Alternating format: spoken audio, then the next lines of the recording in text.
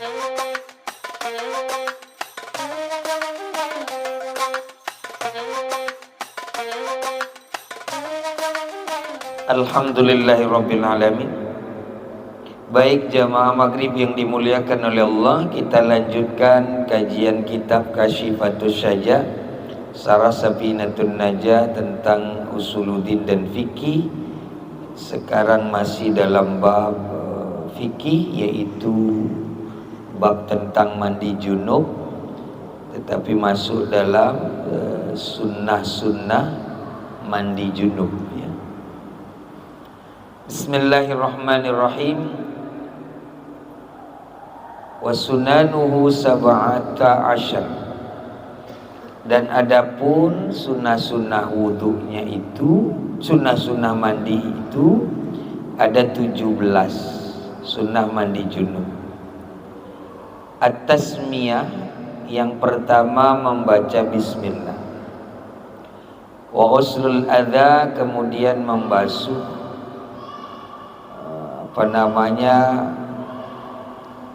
menghilangkan atau membasuh kotoran-kotoran, sawa'un kana tahiran kamani wa mukhatin, baik itu kotoran yang menempel itu suci seperti mani atau ingus, au najisan atau najis kawadi wa madhi, seperti wadi dan madhi.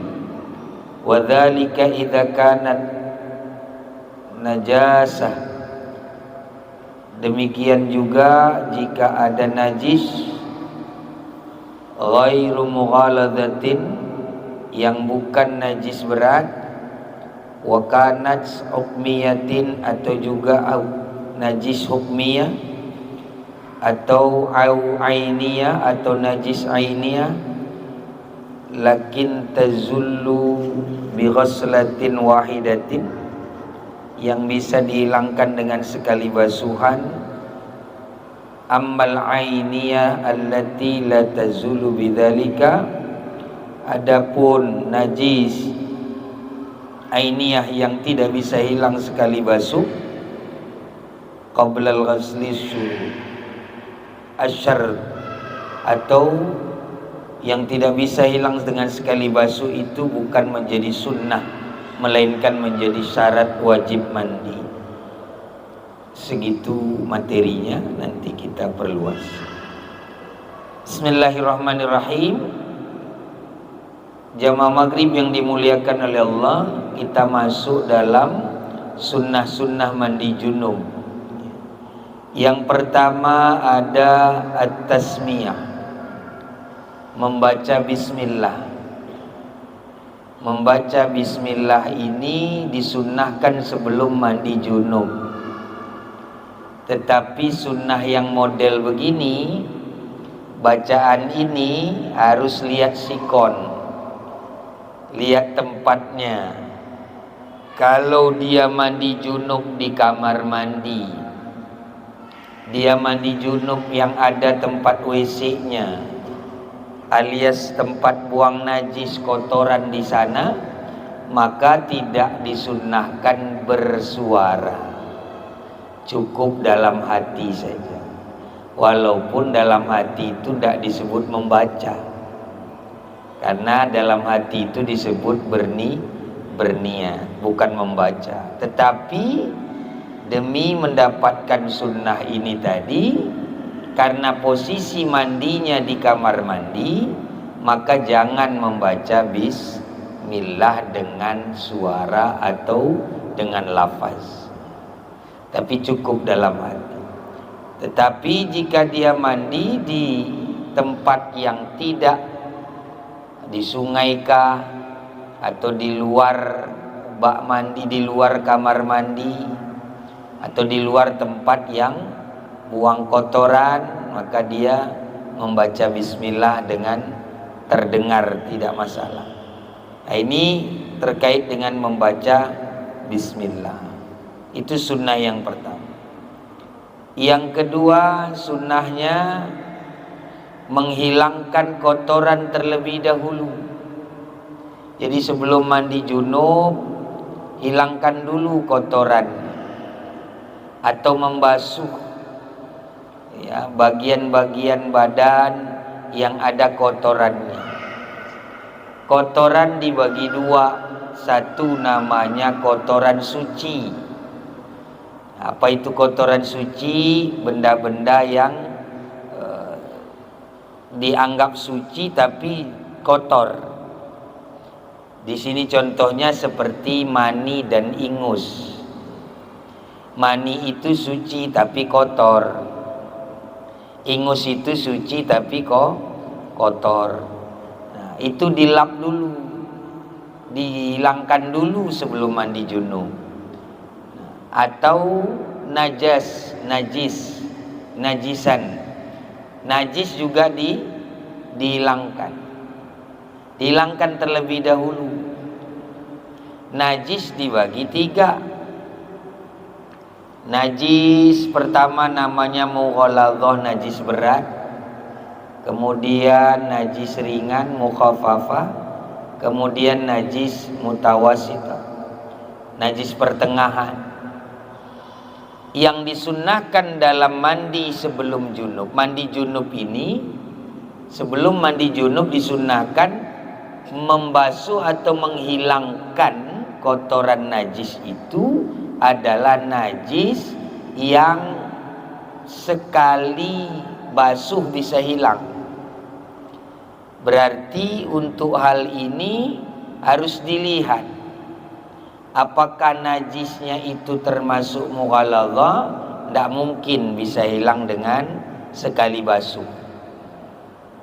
Berarti kalau ada najis mughaladzah, maka junubnya nanti dulu. Karena menunda mandi junub lebih baik ketimbang menunda najis. Menunda mandi junub tidak ada keharaman, tapi menunda menghilangkan najis terus berlanjut dosanya. Nah, ini bedanya. Jadi kalau ada nanti kotoran di badan itu najis mughaladzah, itu junub nanti aja dulu urusannya.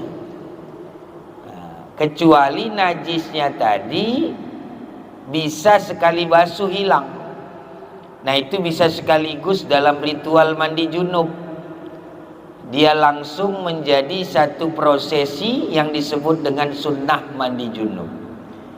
Tapi kalau tidak bisa sekali basuh hilang, maka najis ini tidak jadi ikut prosesi mandi junub.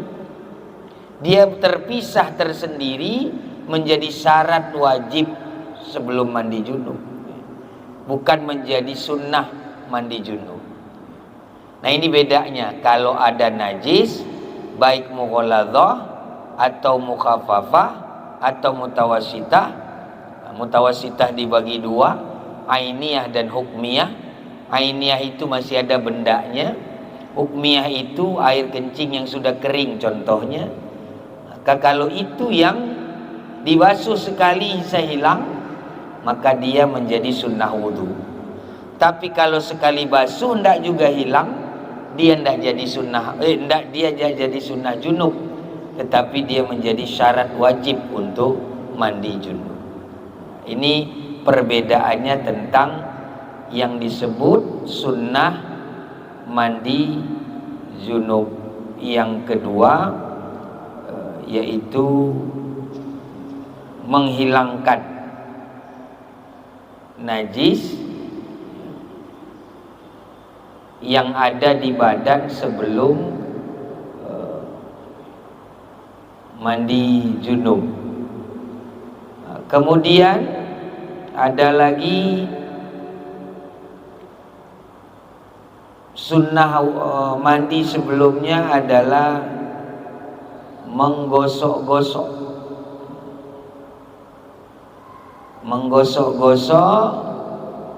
bagian yang terkena wajib mandi. Menggosok-gosok ini bagian yang kira-kira yang kenanya lengket seperti darah seperti air mani. Kalau dia mandi itu tidak digosok dulu maka tidak hilang. Dia harus digosok dulu supaya hilang dulu itu. Sebab kalau mandi nanti tidak sah karena dia menempel, dia tidak tembus juga air. Kemudian ada sunnah mandi berikutnya, berwudu sebelum mandi junub. Berwudu sebelum mandi junub ini sama seperti wudunya kepada mayit. Maksudnya begini, wudu sebelum junub itu bukanlah mengangkat hadas. Sama seperti mayit, tidak perlu mayit mengangkat hadasnya. Tapi wudhu sebelum mandi itu tujuannya untuk sunnah mandi saja. Jadi jangan dianggap wudhunya mayit, wudhu bagi mayit atau wudhu bagi orang yang mau junub. Mana mungkin hadas kecil bisa menghilangkan hadas kecil, bisa mengangkat hadas besar. Sedangkan wudhu yang kita pahami biasanya hanya salah satu, yaitu untuk mengangkat hadas kecil. Sedangkan ini wudhu mandinya ini, junubnya ini, dia bukan untuk mengangkat hadasnya. Wudhu tak mungkin menghilangkan hadas junub, tetapi dia kesunahan untuk mandi junub. Jadi kalau kita wudhu sebelum junub itu kan masih dalam kondisi berhadas, tapi kenapa disunahkan berwudhu? Itu tujuannya untuk kesunahan dalam mandi saja. Kesunahan dalam mandi. Jadi kalau mau berniat, jangan niatnya sengaja aku wudhu untuk mengangkat hadas kecil. Tidak bisa mengangkat hadas karena junub itu hadas besar. Niatnya hanya ya paling minimal nawaitu wudu'a lillahi ta'ala. Jadi minimal segitu, karena untuk kesunahannya saja. Kemudian ada lagi sunnah mandi junub, itu menghadap kiblat. Menghadap kiblat itu disunahkan dalam prosesi mandi junub. Kemudian dalam mandi junub juga disunahkan mendahulukan bagian tubuh yang kanan. Jadi pilih sebelah badan, itu didahulukan. Kemudian dalam junub didahulukan dari atas ke bawah dalam kitab ini. Tapi agak berbeda dengan ilmu kedokteran. Kalau kedokteran dari bawah ke atas. Sebab pada saat orang menggigil itu sebenarnya menghilangkan gejala stroke. Tapi kalau langsung dari kepala disiram, ibarat mesin lagi panas, ini ilmu kedokteran, dia langsung mudah stroke. Karena yang panas ditabur yang dingin langsung beradu. Nah, tapi kalau dalam sunnah ini dari atas ke bawah dalam kitab. Dalam kitab ini dari atas ke bawah, udah bagian kanan sebelah ini dari atas ke bawah. Itu sunnah dalam kitab. Tapi dalam ilmu kedokteran saya dengar, Allah alam benar apa enggak, dari bawah dulu, cicil dulu dari bawah. Ya. Soga umurnya memang tu hari baik, tapi sihat ni nak. Dia takal langsung lebih, jadi geru seteruk ni. Allah alam kalau ilmu kedokterannya ahlinya lain. Kemudian sunnah wudhu berikutnya mentaslis, menigakalikan setiap basuhan. Setiap kalimat meniga-niga-kalikan itu selalu harus dipahami, satu kalinya harus sempurna. Jangan dihitung 3 tetap hitungan 3 tapi sempurna tidak dapat. Maka hitungan 3 tak terpenuhi jika kesempurnaan dalam satu basuhan tidak tercapai. Ini meniga-niga kalikan itu. Kemudian tidak wajib tertib. Tidak wajib tertib. Karena sunnah ini kan urusan sunnah saja. Ketika seseorang mau junub, mandi junub, dia tidak harus mengikuti tertib, karena ini sunnah saja. Kemudian jauh dari tempat orang yang bisa terkena percikan. Jadi mandi junub sama seperti membersihkan najis, jangan di tempat orang yang dekat dengan orang yang bisa terkena percikan. Kemudian ada sunnahnya lagi, menutup aurat. Menutup aurat ini memang kita ini sudah punya budaya basahen istilahnya. Ini membanggakan. Tapi yang dimaksud adalah di tempat yang sepi, di tempat yang tertutup. Pakai basahen memang, tapi ini lawe bulan Bali semuka ni. Ini yang sedih nih. Ini gimana caranya PR Kutacani ini menutup lawe bulan untuk mandi bagi wanita. Gak ketera basah di atas tetap ngaurat, ruang terbuka. Ini sangat tidak layak untuk daerah yang dianggap syariat Islam. Ini PR besar itu. Tak ada yang membolehkan begitu. Jadi bagaimana mungkin seorang wanita mandi di lawe bulan itu? Terbuka sekali, itu ruangan terbuka. Ini PR bersama ini. Jangan-jangan gara-gara itu marah air bulan itu. Marah dia. Karena itu tidak hilang dari dulu, sayang sekali. Masjid begini megahnya, Kutacani punya masjid takwa, tapi lawe bulan masih ada wanita yang mandi. Bukan hanya mandi, kadang-kadang buang air besar, buang air kecil. Ini tidak bisa. Satu-satunya yang bikin kotor itu nanti itu yang berat. Jadi kebanggaan kita selalu udah memakai budaya basahan. Basahan itu sunnah memang, tak wajib. Kalau di ruang tertutup, apalagi ruang terbuka, ya dia tidak bisa lah. Ruang terbuka tetap harus tertutup semuanya. Nah ini sunnah. Jadi maaf cakap, kenapa dimasukkan dalam bab sunnah mandi junub? Karena sekalipun di ruang tertutup, ya memang tidak wajib memakai basahan tadi, tetapi sunnah saja.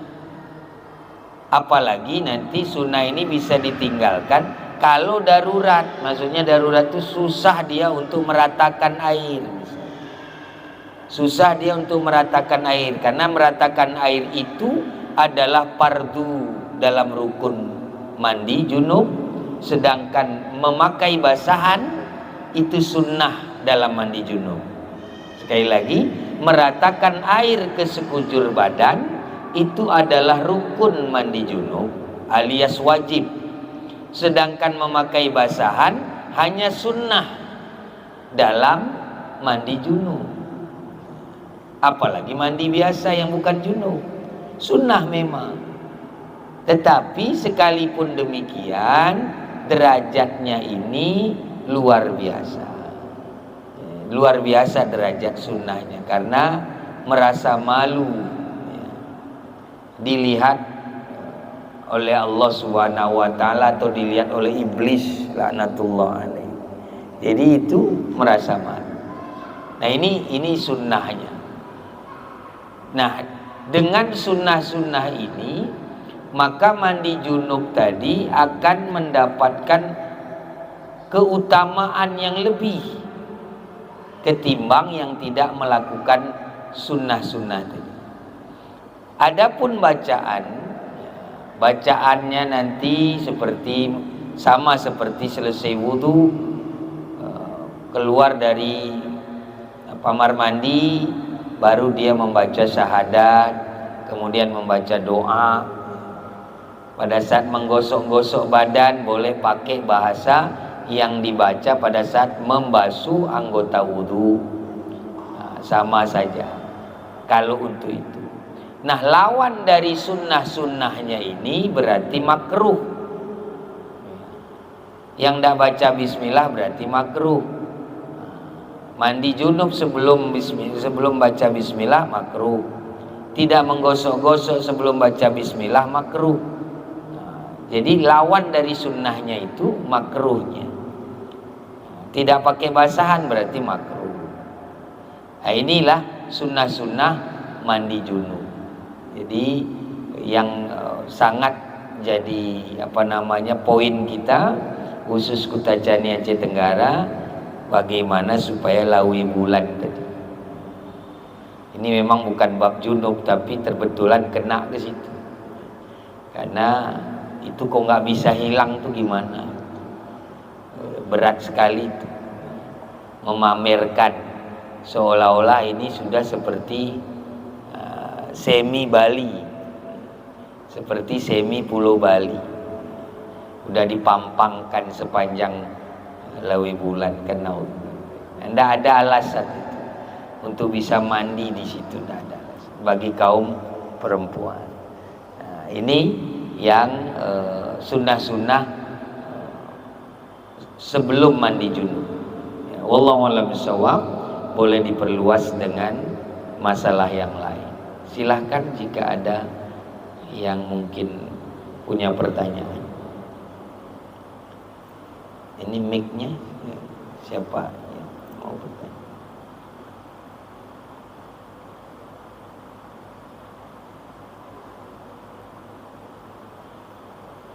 Ada yang mau bertanya?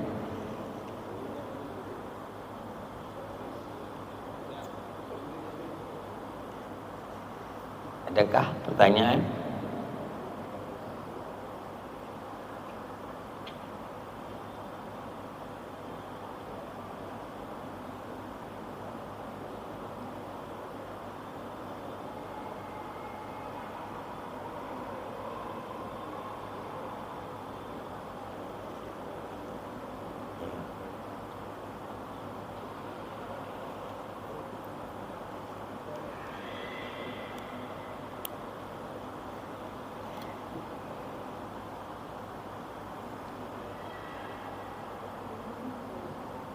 Assalamualaikum warahmatullahi wabarakatuh. Waalaikumsalam warahmatullahi wabarakatuh. Mumpung ini masih bulan Rajab, Ustaz, yaitu karena di sini sering kita budayakan pada bulan Rajab itu ziarah kubur. Ya. Nah, ini mungkin barangkali nanti untuk jangan hilaf di situ, Ustaz. Karena ada masalah saya lihat, ada yang dia bilang nggak boleh cabut rumput di kuburan. Ada juga yang pernah saya dulu ziarah karena ada saudara di Subulus Salam. Karena di sana ziarahnya mungkin enggak seperti kita di sini. Ya. Di sana dia ziarahnya kadang-kadang hanya menaburkan bunga dan hanya berbicara dengan kuburan tersebut, bukan berdoa seperti kita. Ada seperti itu, saya Ustaz.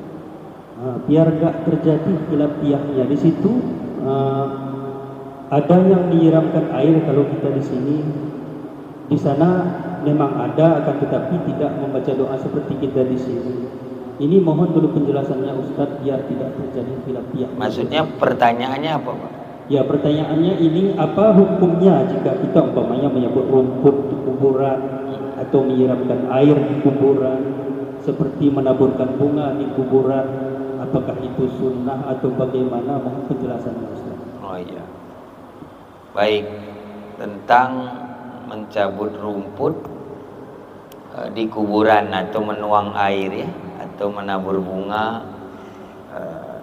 Baik, bismillahirrahmanirrahim. Hukumnya sebenarnya boleh, karena kiasnya kepada hadis tentang Rasulullah menancapkan pelepah korma. Jadi ada orang yang berbicara, justru berbicara itu maksudnya gimana? Dia bicara, ngajak bicara orang kuburan atau gimana? Bukan mengajak Ustaz, tetapi dia berbicara di situ seolah-olah dia itu berbicara dengan orang tuanya, umpama begitu kan. Dia berbicara bahwa dia bercerita dengan itu, seperti kuburan itu. Bercerita dengan kuburan itu. Lepak kan enggak dia. Ya, tidak apa-apa, kalaupun begitu tidak masalah. Karena tidak ada larangan untuk bicara terhadap kuburan. Jangankan gitu, Rasulullah pernah berbisik kepada mayit. Pernah berbisik kepada mayit. Tapi kalau mayitnya kan masih ada. Ya, ini kuburan kan gitu. Ya, mungkin dia punya perasaan lebih dalam menyampaikan. Intinya menabur bunga, menuang air, menancapkan pelepah korma atau pohon ranting pohon itu ada dalilnya. Saya yakin semuanya paham hadisnya bahwa Rasul melintasi sebuah kuburan, kemudian Rasul mempunyai diberikan mukjizat mampu mendengar jeritan ahli kubur yang sedang disiksa karena waktu hidup di dunia sang mayit ini banyak sekali tidak beristinja, tidak pandai cara istinja. Pokoknya yang kisahnya itu tentang orang yang wafat tapi istinja tidak betul. Akhirnya di dalam kubur digigitin sama ular suja, menjerit-jerit kesakitan. Lewat Rasulullah, berhenti Rasul, kemudian mendoakan orang di kubur ini sambil memberi wasilah namanya.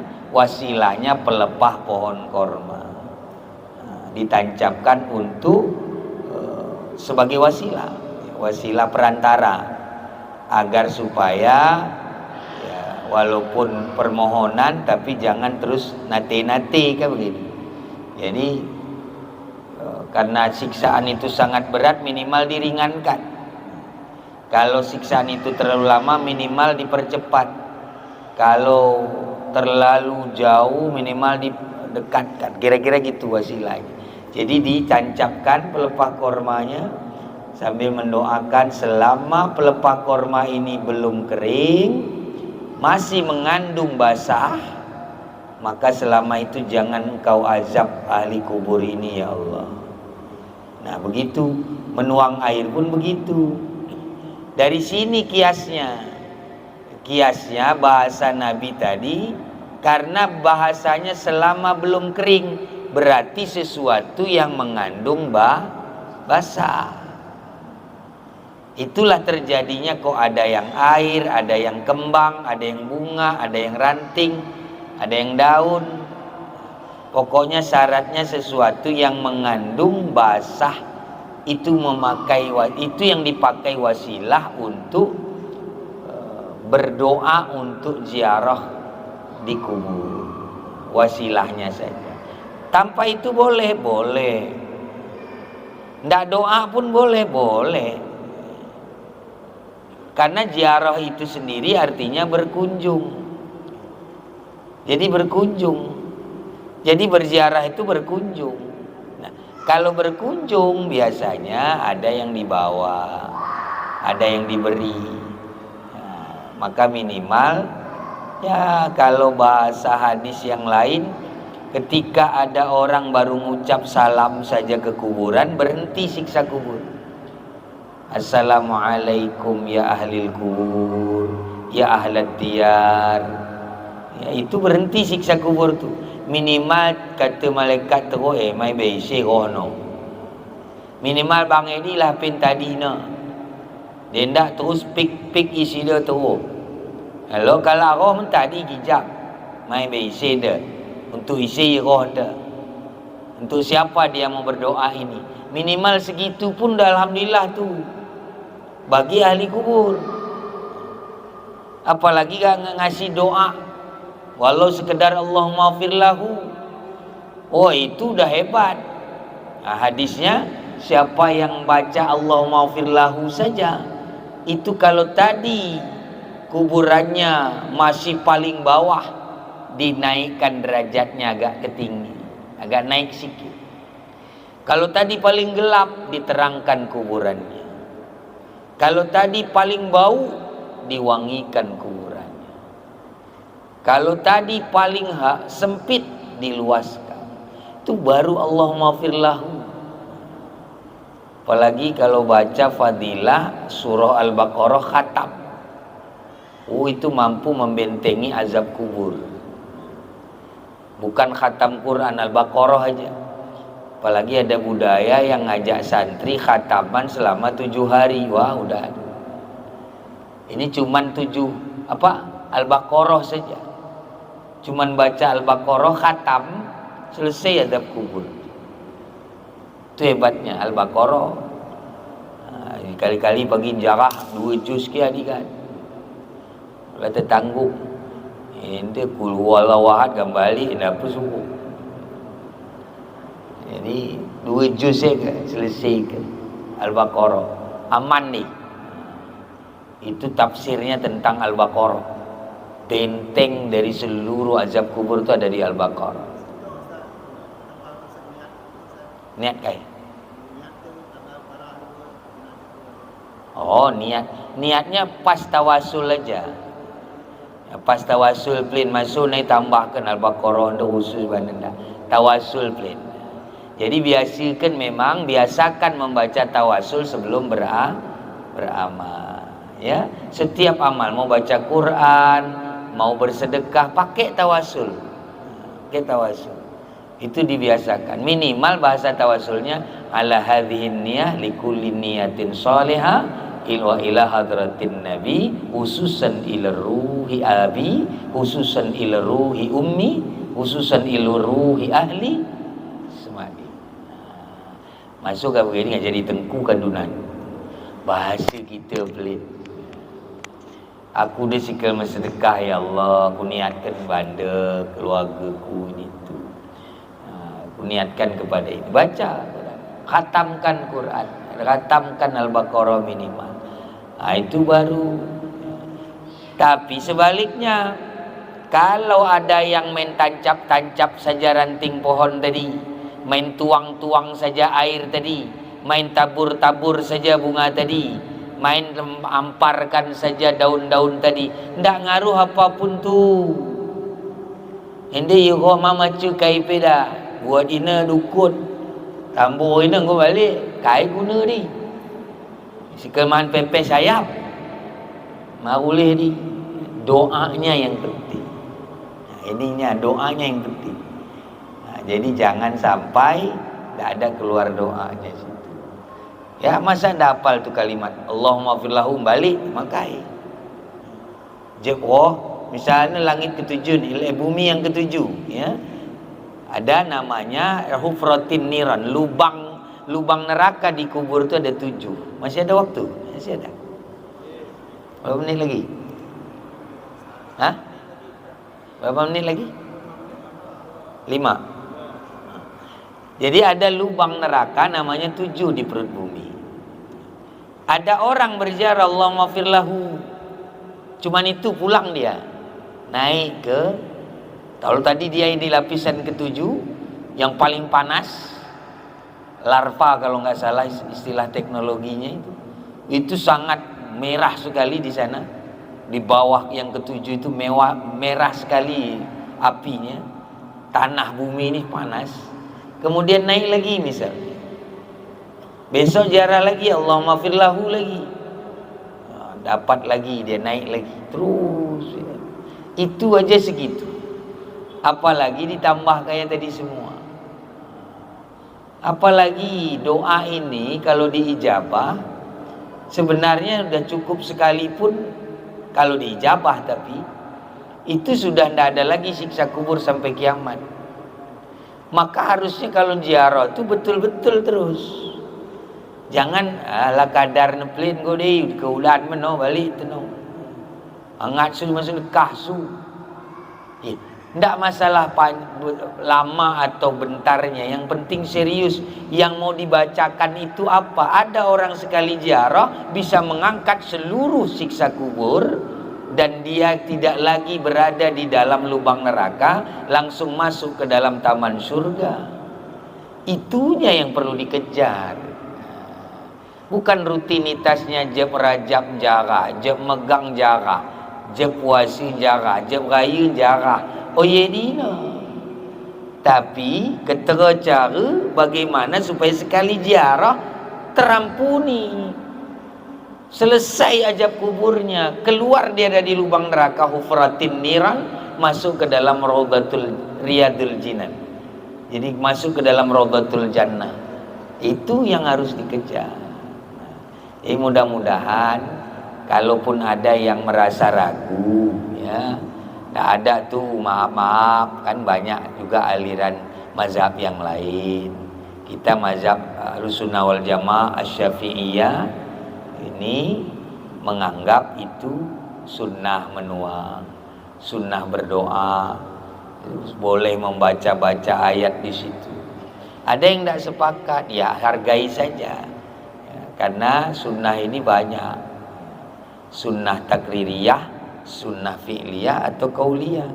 Nah, itu udah sering lah banyak yang bahas di YouTube mungkin ya. Banyak yang bahas tentang bagaimana bid'ah-bid'ah yang dimaksud itu. Tapi kita punya dalil, bukan tanpa dalil bahwa menuang itu menabur ini, mencabut rumputnya, kemudian berbicara kepada kuburan tadi, kirim salam kepada, sebenarnya kalau kita dengar mereka juga berbicara kepada kita bagi yang mendengar. Bicaranya ada dua dijelaskan dalam riwayat. Kalau yang beriman bicaranya ngajak pulang, gitu benda tua boh kalian anda. Nah, itu yang beriman. Bagi yang tidak beriman, bagi yang kafir jerit-jerit, tolong ya balik ke aku beno, tolong ya tenggupi aku balik tulai, tolong ya balikkan aku mendunia betulai, walau sekejap lagi ya. Itu bagi yang tidak beriman. Itu selalu mereka menjerit itu, menjeritnya itu. Kalau yang beriman dia yang ngajak kita sedekah suano taboh ada, balik ke guru. Jadi dia kita game biar kita mungkin seperti. Nah, itulah contoh percakapan yang dalam riwayat, salah satunya riwayat Imam Al-Haddad, ya. Riwayat Imam Al-Haddad, bagaimana percakapan di surga Iliyin, di Raudhatul Jinan, dan bagaimana percakapan di Hufratin Niran atau neraka Sijjin. Kira-kira begitu. Wallahu a'lam bishawab. Mungkin waktunya udah habis ya. Kita cukupkan dulu. Mudah-mudahan bisa kita lanjut minggu depan. Mudah-mudahan yang belum ziarah, mumpung masih ada Rajab, jangan sia-siakan. Bulan ini bulan azab yang pedih bagi yang punya maksiat, baik yang sudah wafat maupun yang masih hidup. Dilipat-lipat sama Allah. Naudzubillah. Mudah-mudahan semua yang hidup dan yang wafat insyaallah diberikan keselamatan min syarrid dunya wa adzabil akhirah insyaallah. Amin Allah. Wallahu a'lam bishawab. Adanallahu wa iyyakum ajma'in. Allahumma waffiq ila aqwamit thariq. Wallahu musta'an ila sabilir rahman. Wassalamu alaikum warahmatullahi wabarakatuh.